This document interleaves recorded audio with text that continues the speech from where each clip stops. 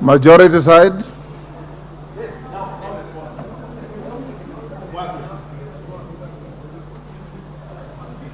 I want a government respondent to that. Naomi Wako, are you turning this house into a rubber stamp? Thank you, Honorable Speaker. It's unfortunate that the minority leader is saying that this great house, this Honorable August House, has been turned to a rubber stamp, which is very unfortunate, and him included, because we passed the finance bill last year, and he's part of the people who passed the bill. It is this house that passed the bill, and today he is accusing members of parliament to have become rubber stamp. That is very unfortunate. That is not our role. Our role is to do our work, legislate, and represent our people in the best possible way. And again, Honorable Speaker, he has said that the government is dictating. That is not the role of our government. Our government is there to guide the nation. Our government is there to bring development. Our government is there as executive, and it is not there to dictate. And I think our minority leader has not passed the right message to the people. Thank you. Yes, Milemba. Order, Kajwang, you can't conduct yourself. Thank you, Honorable Speaker. The matter raised by the leader of minority is a very serious matter.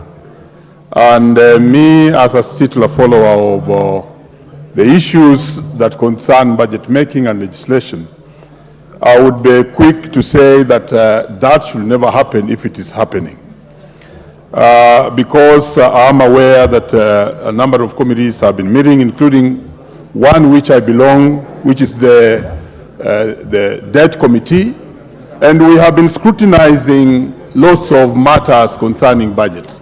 I just want to believe that also other committees, and more so, the Budget Committee is doing the same and thoroughly so, without having any direction from any particular field, whether it's a minister or a member of the executive, because basically, like he did quote correctly, it is the mandate of the House to make the budget and even to appropriate money to various areas and ministries. And therefore, it calls upon us who are in leadership, the chairman, if he almost sounded like a whistleblower. So I don't know, Honorable Speaker, if he has more information, for instance, to those particular committees that are being intimidated or being asked to actually pass the budget that has been made by other authorities. And if he had such information, then he should tell us more, so that we are either as Parliament able to protect, speak to those chairmen, and so on and so forth. So I also was unable to take his matter with great seriousness, because he needed to be more vivid to indicate that this is what's happening here and here. Otherwise, ordinarily, I would want to stand with what he said, that it is this House to appropriate these monies. But Honorable Speaker, as I finish, he needs to give more information if we have such a cases happening, which committees, so that then we can intervene. Thank you, Honorable Speaker. Morogara. Thank you.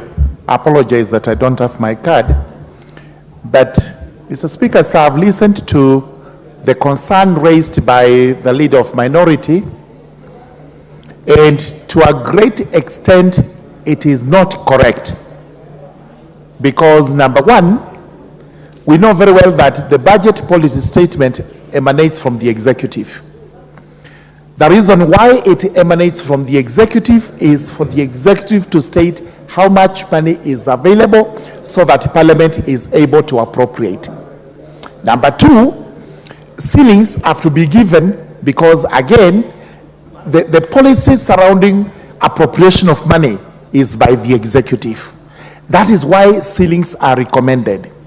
Once this comes to the House, the purpose of the House and the committees is to look at what has been proposed, and this is why we also do stakeholder engagement. The MDAs, the agencies. They come to us to say, this is the ceiling that has been recommended, but you as a house, you have actually to look at what else we need so that you make appropriate recommendations to the house.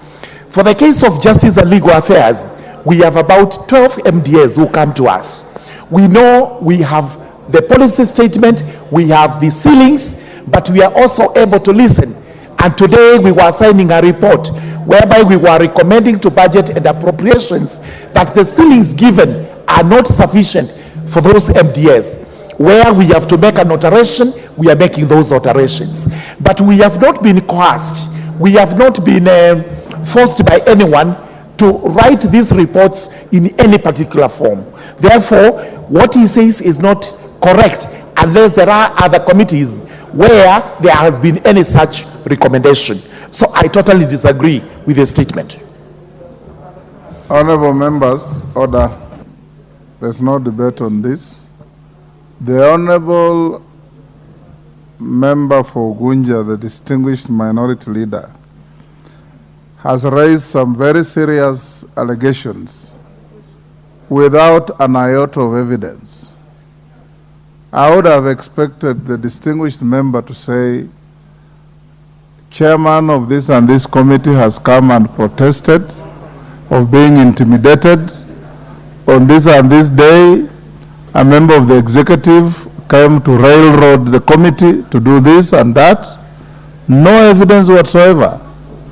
So what the honorable member has said is just in keeping with his role as an opposition leader. He has every right to raise any manner of issues that he wants to keep the House busy. But it is not a matter worth debating.